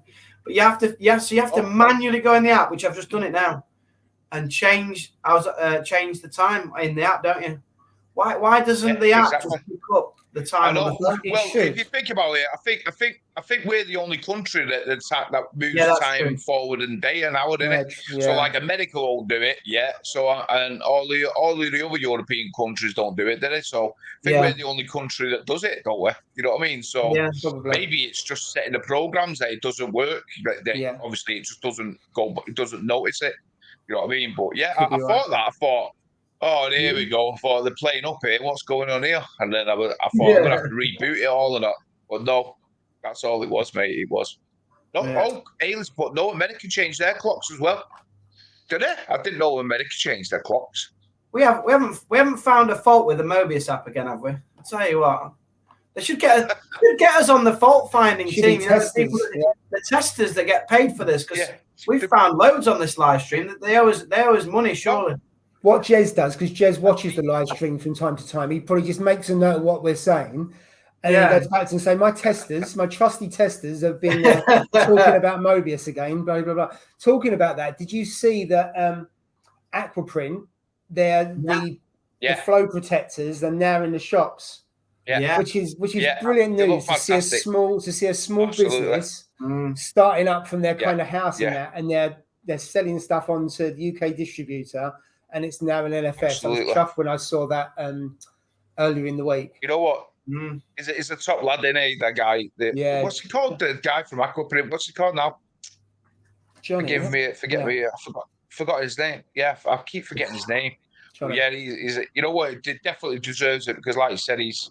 You know what? He does work bloody hard, doesn't he? Producing all the stuff and his imagination and like things. I mean, obviously, like people help him out, you know, like Mike puts ideas to him and stuff like that. So granted, but the majority of them are all done by him, aren't they? And some of them are fantastic. You know, great the innovation stuff that he does. I don't know why these big companies 10 out of 10, don't like employ him. I don't know why they don't employ him. Some of these big companies, big brands, because he thinks of really practical but simple adaptation. I mean, simple. That wave maker, is it MP40 or whatever? It should be built like that to start with. Should be built like that. Where you can have the flexibility to do that. Yeah, to be able to do it. Yeah. I mean, I totally agree, mate. I mean, I've always said, like, with the Vortex, fantastic pumps. Don't get me wrong, love them. You know what I mean? What you can do, but anything like that, which is just static, which is just stuck on and only goes in one flow rate. Yeah, it's just not. That's why I like the gyres. Because you can alternate it, so you can have one pointing to the top, one on the bottom, you got more flexibility with it. All right, they look bulky, they're not the best sightly things, you know what I mean? Yeah. Granted, I totally get that. Some people don't want to see those great big, you know, 8-inch, 10-inch, whatever size are on the side of your tank, you know what I mean? Yeah. But for what you do, for what it does, and for what you need in a reef, I think they're 10 out of 10 for me. I love mine. I absolutely love gyres. I really do. I think they're fantastic pumps. You know what I mean? But like you said, with those MP10s, now that you've got that directional flow where you can turn it and move it, that's a game changer, mate. You know what I mean? 100%. It really helps because you're not just going straight ahead. And if you want to put it off center, you can then put it to the top, to the bottom, or to the side. So and it's not perfect, but it does give you a lot more flexibility in what you want to do, especially going from different ends or different angles. You've now got a slight a different steer on it, haven't you? But what you could do is now you can like, say for instance where my SPS is, I could move my MP10 further up the glass, more to the top, and have it pointing downwards. So it's right at the SPS, you know, pointing it into the SPS, as opposed to like as opposed to going straight, it can be pointing more down at an angle. You know what I mean? So it's blasted it because, like we said, SPS love flow. You know what I mean? Regardless, they're one of the corals that love flow. So I mean, it's perfect in that sense. I think it's a fantastic idea. Should, like you said, Jay, maybe they should have come out with that in the first place. You know what I mean? But like I've got I hope he's got it painted, Sid, anyway. You know what I mean? I think some other people have been copying him already. That's the thing with 3D printer. Anyone can do anything because it's so cheap. Whereas before you had a restriction of tooling. So you got to pay a lot for a patent. The amount of price and the due diligence you have to go through to get it, because you see a lot of companies that say patent pending. Because it costs so much money and takes a lot of time to do it. It's just not worth it. And with 3D printers, people just copy so easy because there's no tooling, is there? You just get the program and you've got it. All they've got to do is get one of them, and they can probably then decide exactly what the fit is, and then I've got a cool 3D printed one. You know the little, I think it was on Reef Talks channel. You know the little 3D printed for your Tunzi auto top up. You know the pump that sits in your ATO? It's got a little stand. There's a little stand, a little 3D printed stand that you can sit it in, and it keeps it upright, and it like maximizes, so it's facing downwards, so it actually gets all the water from your ATO chamber. Again, it's just like a simple idea. Tunzi should have that product in the pack. It should be in the box to start with. You know what I mean? But it's a great little thing, a really good practical tool, and it's like 6-7. Great. They're fantastic, mate. It's got some great innovations for sure. You know what I mean? I do love all of this stuff, to be fair. You know what I mean? I think they're fantastic. Absolutely. When we saw him at Love to Reef, I think the range of products he had there, Jay. The massive different range of different things that he'd produced and tested and everything over a period of time. I remember when he first started out, and he was just doing frag racks and all that, mate. He was only doing like the little frag racks, wasn't he? And the little mushroom baskets and stuff like that. That's all he was doing. And then obviously like this it's just exploded over the past like year or so, year and a half or so. It just seems to have exploded. Which, you know what, fair play to him, mate. I wish the guy all the luck in the world, mate, because he definitely deserves it. You know what I mean? And I think he'll have great success with these things. I think the majority of people are actually going to get onto these. Do you know what I mean? To be fair, you know what I mean. So I mean, controversially, and he won't like this, but I don't like the frag rack stuff, and I don't like the baskets and things like that, because I think it just adds clutter, and it takes away that natural look of your reef. But I like that's I why like the accessories around the wave maker. I love that, and like the bio ball stands and stuff that you don't see. But it's really good facility. But I just won't. I can't get onto the frag rack. I just don't. I don't. It's my issue. I don't like them. I totally agree with you, mate. I mean, I did like flag racks at first. I thought, you know what, I don't mind them. You know, stick them on the back of your glass and all that. But like I said, it spoils the aesthetics of the tank. I'm looking at the tank and I'm seeing like 3 flag racks. You know what I mean, covered in flags, and I'm like, I don't want to be looking at them. You know what I mean? I want to look at my reef. Do you know what I mean? Yeah. So it's if I want to do a load of frags, I'm gonna have to get a frag tank and do it. You know what I mean? And maybe set up a frag tank. Do you know what I mean? So I mean, I don't know. Maybe that's for next year. I think that might be for next year. You know, to be truthful, is maybe frag getting tank, a little frag tank just separate. Because like the growth of the corals in here now is just like stupid, and some of the things are dying off. You know, certain parts of corals are dying where they're having coral warfare now. So it's like coming to a point now where I've got to address it, because otherwise we're going to see loads of white stuff in there, all dead coral, which are all stinging each other. So I need to get rid of it. I need to address it. You know what I mean? But it's hard, mate. You know what I mean? It's you know, having the time cutting them. But you know yourself, Jay, when you went and done that thing at Christian's, didn't you? You know, signature flags and all that, obviously. Like all the fragging and all that. It's nowhere near as bad as, like, obviously, I'm not saying me fragging that tank is as bad as that, you know what I mean? But it's having the time in it. It's not it does take time. It's like, you got to get it all set up, and, you know, you got to do it. You got to make sure they're all right. Then your flags, it's a lot of work. It's not easy work. It's not easy work. Yeah, I agree. Right, I'm just going to go through a few more comments, if I may. So, Laura's dropped off quite a few frags to AAC, and she's going to guard them and refuse to sell them. I remember when Laura was on these, she was all about, she buys all these frags, grows them all out, and then refuses to sell them and hides them, so the LFS who visit then can't take all her children. So what are they going to be? Are they mothers or something that she's taking then for them to?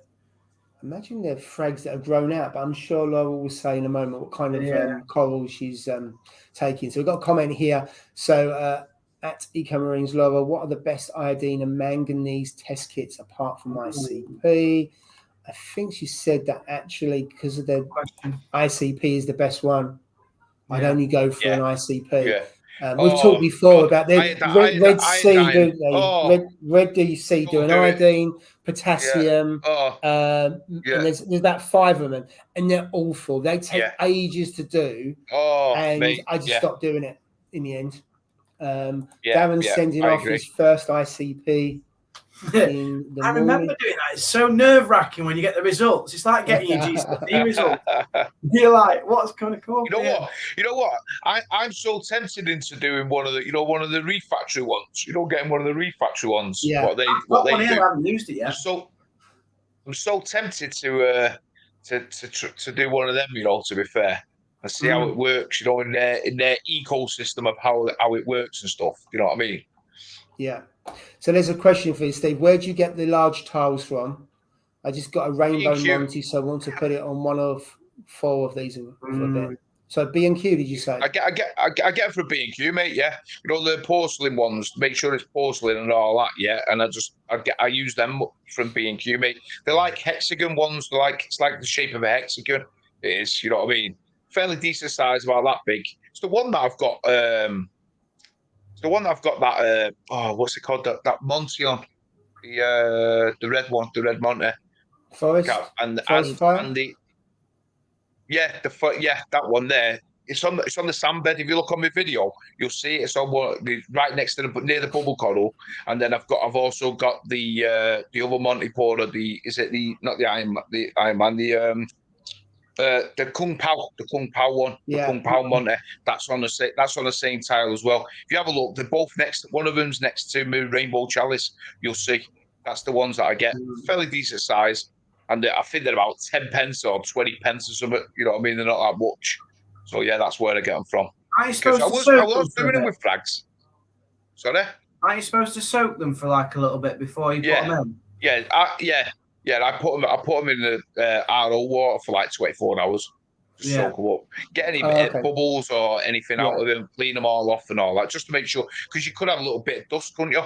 Stuff like that in it. So just get them in some RO water, mate. Leave them in there for 24 hours. Give them a bit of a scrub with a toothbrush or something. And then they're good to go, mate. Stick them in, and I've never had any issues with them. Yeah. Hang on, mate. Yeah.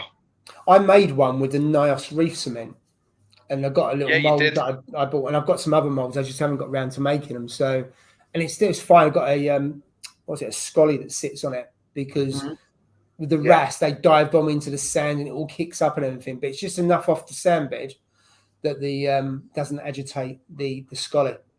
I just haven't got I suppose like you could use any mold, couldn't you? You could use any mold, couldn't you? And just stick absolutely. I just saw this mold on eBay that was about 4x4, and it just looked perfect. And I just filled it with a nice cement, let it dry, and it dries in no time. And I sort of popped it out. Didn't have to. I know it's reef safe because you use it all the time. And it's fine. It's still sitting there. And it hasn't disintegrated. We shouldn't disintegrate it. So it worked really, really well. And I actually bought some other smaller ones, but I haven't actually got around to making any more, because I'd need to raise. I mean, I've got a chalice that just gets absolutely battered by the wrasse when they go to bed, and I just need to raise it off because the sand just sits on top of the chalice. So when I get a chance, I need to make some. It shouldn't take too long, but that's another way of doing it. Let's just move on. TMC 60 tank is a few months old. Do you think it would be good with a mandarin? Personally, I wouldn't, because I think the tank is small, and also it's not mature enough. Because the thing is with a mandarin, you got 60 litres. You're gonna have to really top up, I think, the pods to keep enough pods in there to keep it alive. That's my personal view. I'm not saying you couldn't, but I wouldn't. That's different views, I suppose. What do you think? Ask what other people think in the chat as well. What do they think? Absolutely. Yeah. What would you do? Yeah. I agree with you, to be fair. I think TM60, and it's only a few months old. Like I said before, when I first came on, I think that they should be in maybe a year. Add one after a year or so. I think when your tank's established and it's you've got a good population of pods and stuff like that in your rocks, like I said, in your sandbed and stuff. And because remember, if for instance, they're not as good as like Haley's fish that eat everything, then you're going to be in a bit of a trouble because like mine only eats copepods. I know that for sure. I've never seen her eat anything else. So she is only sustaining herself on pods, in my opinion, because like I said, I've seen pellets, I've seen mysis float in front of her face, and she just swims past it. She's not interested in it. So if you've not got enough food source there, pods will die quite quick. The mandanilla died quite quick. It'll starve to death. You know what I mean? And before you know it, it's just. I think, it might be a little bit too small, to be fair, but that's my opinion. Controversially, and I know I may not agree with this opinion, but if Reef Boy was to put copepods in every 2 or 3 days, therefore there's food in the tank, would that not? Listen, would that not mean there's enough food for the fish to be okay? Maybe. I read up on it. Yeah, I think when I was doing it, somebody can correct me if I'm wrong. Yeah, but a mandarin can eat potentially, I think it's about 600 pods an hour. Hour. Wow. That's how many they eat, mate. I'm sure it's 600. That's how many yours an eat. hour or It's so. the size of yours. mate. No, seriously, I'm sure it was like somebody correct me if I'm wrong, but I'm sure it was like 600 pods an hour, which works out, like at 6,000, 7,000 pods a day, mate. What it could potentially eat, potentially an healthy one. So if you're looking at that, you need quite a bit of you need a good food source or a good, you know what I mean? It needs to be a good one. I'm sure it was 600. I'm sure I read 600. Or it might be 500. You can't do that without a mature tank, can you? I know they eat a lot, but I don't know the number. Yeah. That's why a lot of them starve to death, mate, because there's not enough food source for them.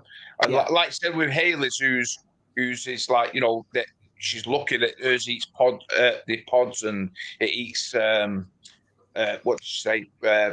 Mice and stuff like that, and dried flukes and pellets and everything. Yeah, eats everything, doesn't it? You know what I mean? So with it coming round and eating some of my air algae.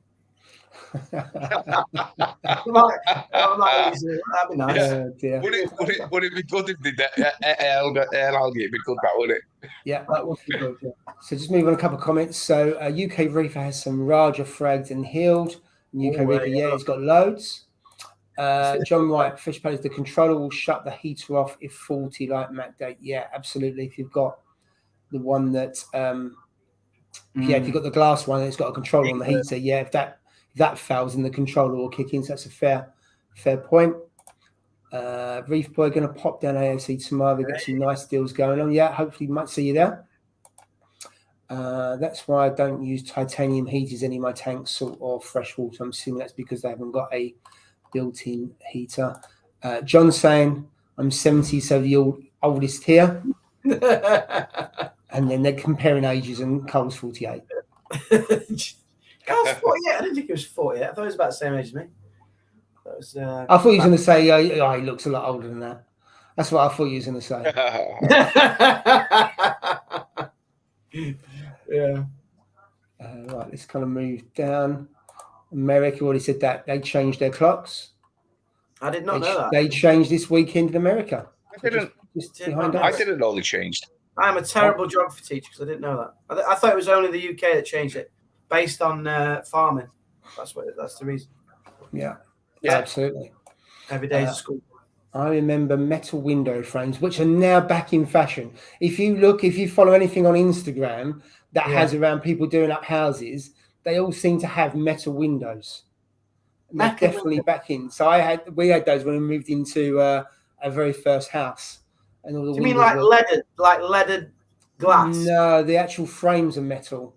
I can't remember the word they used for it, but they seem to be back in certain parts of London. Not going to be cheap. Oh, I didn't bet it. There we go. We're going through the ages. I'm 37. I remember it too. And having a coal fire. Yeah, I remember having a coal fire. And my dad cleaning out the chimney and all the mess and everything else. God, blimey, that's gone back some years. Good times.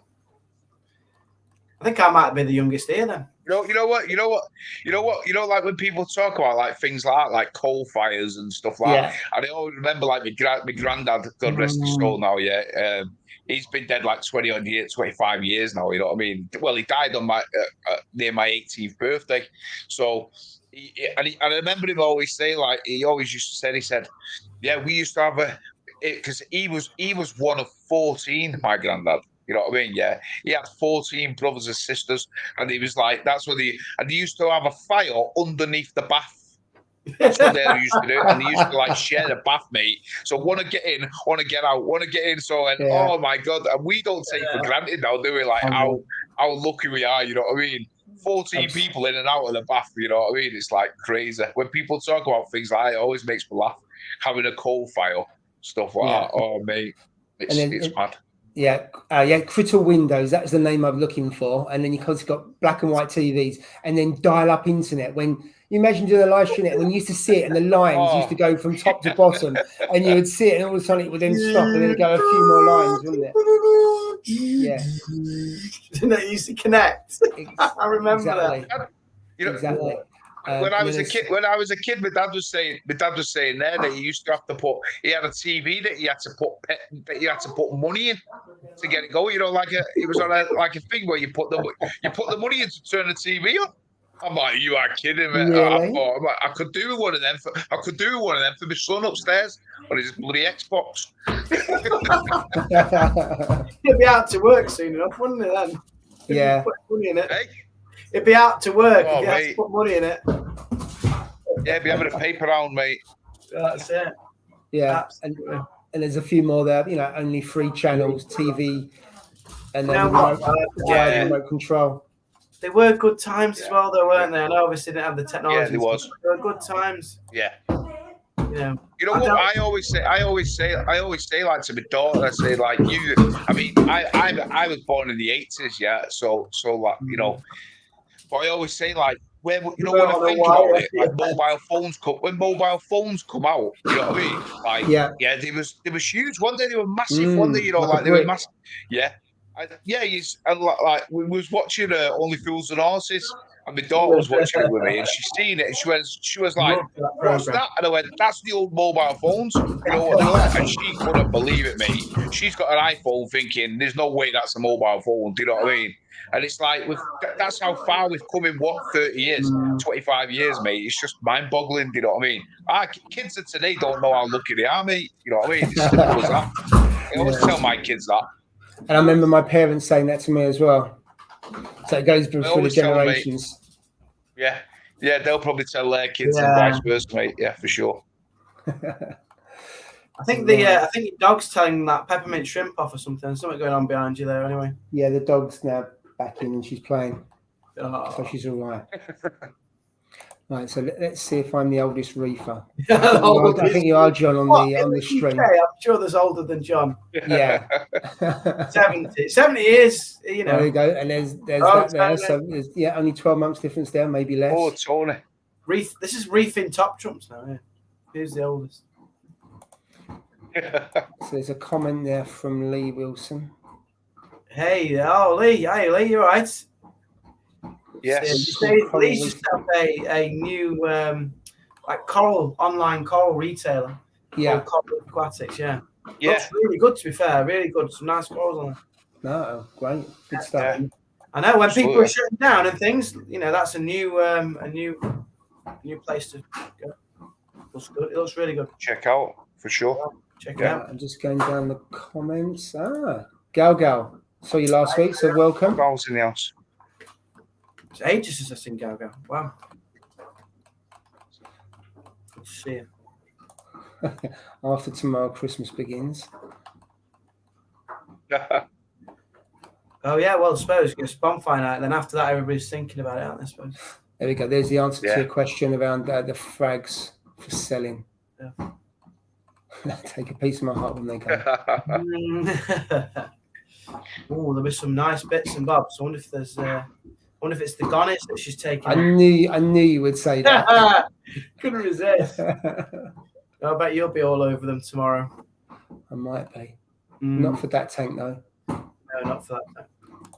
There you go. I used to make our frag plugs with sand and snowcrete. Snowcrete? Soak them in vinegar before using them.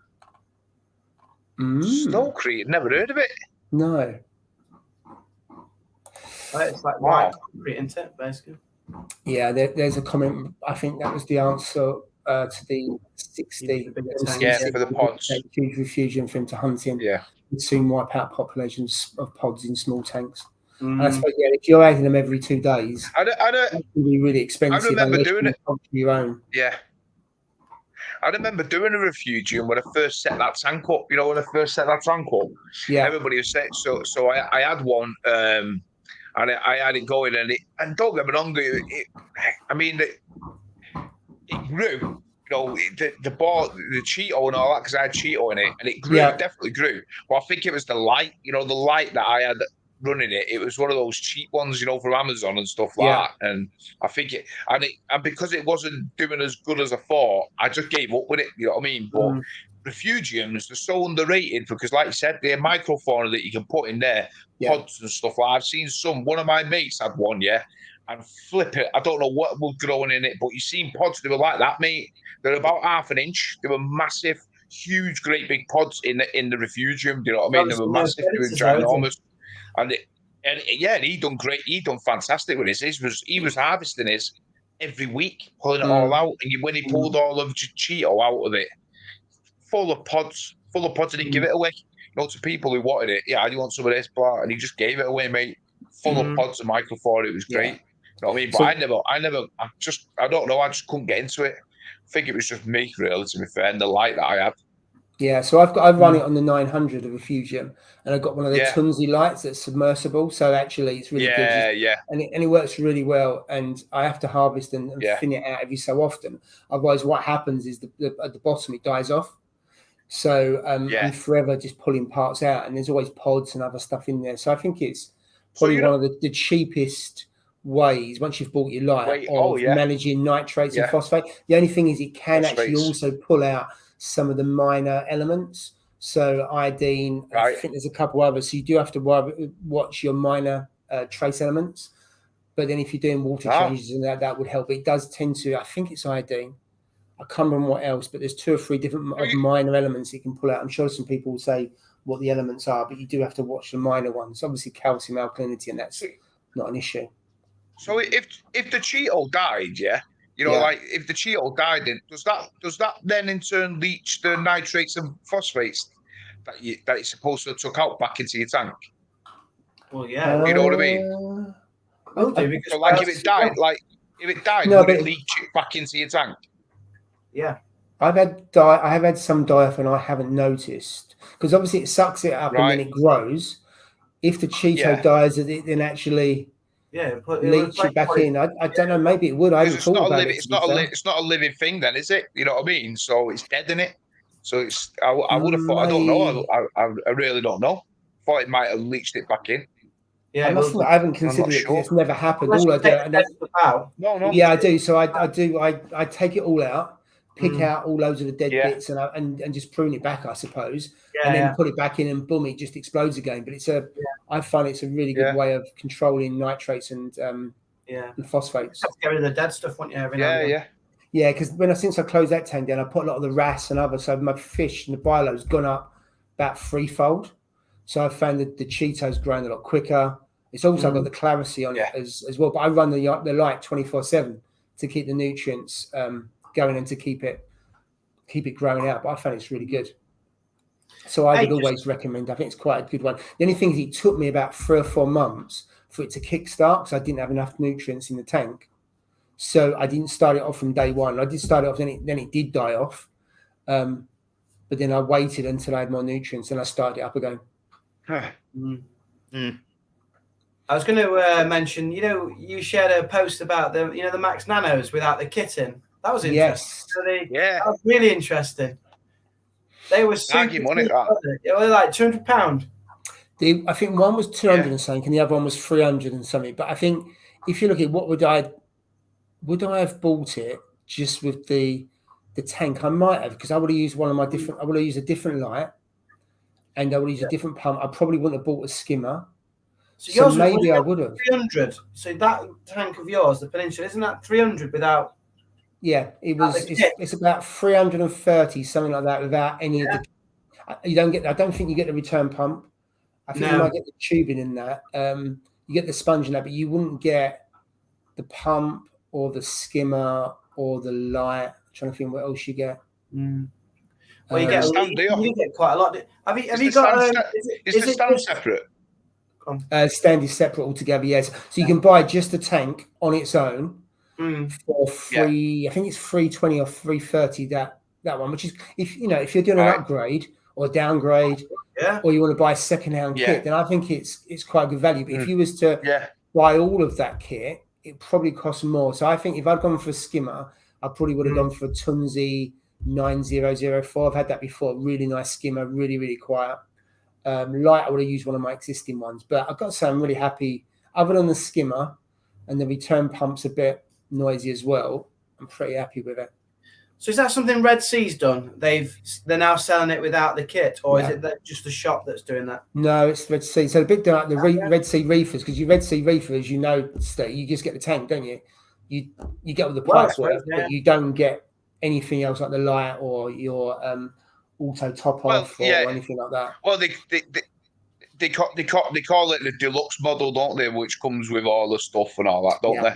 So your lights and stuff like that, you know what I mean? But yeah, you can. If you're just buying the tank and the stand, it comes with, like I said, the piping and stuff like that. And yeah, it's a good price, really. To be fair, I mean, good price if you're a beginner just wanting to get into it. You know, buy some second-hand. Well, like you said, like you said, you've got to. The only way you'll make it work is if you bought second-hand stuff. I think if you bought all brand new with it, it's not that it won't be a cheap. It won't be a cheap project. I think it'd be more expensive. You'd have to, it'd probably be more expensive, like you said. The only way you'd make it work is if you bought a second-hand. But like I said, some of the things nowadays. I mean, I know I hate to say it all the time, but people shutting down the tanks and stuff like that. There's some bargains out there to be had, mate. You know what I mean? So, people who want to buy just a tank, like you said, £300 or something, and they can pick up everything, mate, for what? Maybe another 150, 200 quid or something. You know what I mean? Really good light, everything else. Yeah. So you could have it up and running for 500 quid theoretically. You know what I mean? So I've got to say, this light is. First impression is light is really good. It's really the controller's really good, and the app's really good. Yeah, adjusting the light's really good as well. You can import if you get other Red Sea stuff, you can then put that on the app, which you can with most of them. So if you do buy secondhand, you buy older stuff, you may not have that that technology, but it's always a trade-off, isn't it, as to what you want to do. But I think I think 300 quid for that, and you buy the other stuff, as long as you're careful, it could easily go over £1,000, couldn't it, with the stuff that you buy. So if you're on a limited budget and you want all the stuff, I think that's probably the way to go. If you know quite a bit about it and you know what you want, then actually just getting that on its own, I think is good value as well. Right, we've only got 4 minutes, and I just want to go through as many comments if I can. Let's have a look to see where we are. So I've seen Reef Factory. They've got a new roller mat. I mean, I don't know much about it. I haven't really read anything about it. It looks small, and I'm assuming it's controllable, but I don't know because their software is usually really good. Do you know much about it, Steve or Jay? I read the thingy on on Reef Builders. There was done an article, I think, on it, or like a piece on it, saying they've basically just obviously they're just showing the first picture, but I think they're doing small, medium, and large according to them on it. You know what I mean? And it's going to be linked into their system, their ecosystem. So it's all going to be like the same things with what you get with the pumps, the dosers, everything, the KH keeper. It's all going to be all interlinked with that, and it's going to basically do exactly the same as what all the others do, apart from the clarity where the Red Sea one, where it tells you how many meters is left on the roll, how much it's used in one day, etc., etc. But I mean the good thing, I keep saying it, like with Reef Factory, they're bringing out all these. They must have had them in R&D for a while, mate. Doing them and stuff like that. They must have been doing these things for a long time. Researching them and developing them for sure.